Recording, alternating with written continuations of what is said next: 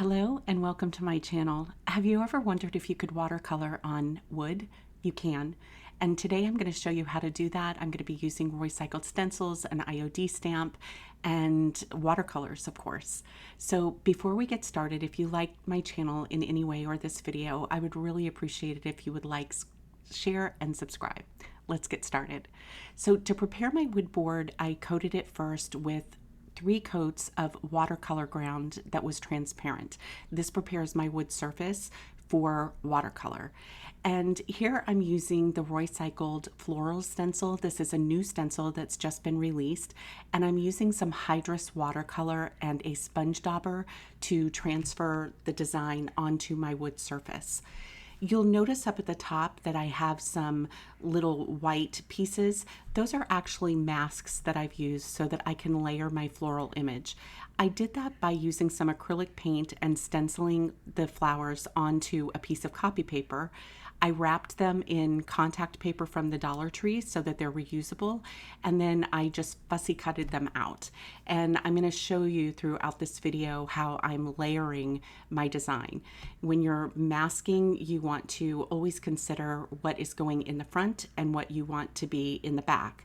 And so there are a couple of ways to mask. You could use the paper cutouts like I did. And then here you can see that I'm using a liquid frisket, which is basically a masking liquid, and I'm applying that with a drawing pen. This is going to protect the design underneath, and I can just stencil right on top of it. So here I've used that liquid frisket and I'm adding another design. I'm also going to be using the croc stencil in this to basically be the vase for this design. So for the rest of this video, I'm gonna just play some music for you, and there'll be some notes along the way. Ask your questions in the comments. Let me know if you have any questions about the process or the supplies, and I hope you enjoy this project. Thank you so much for watching.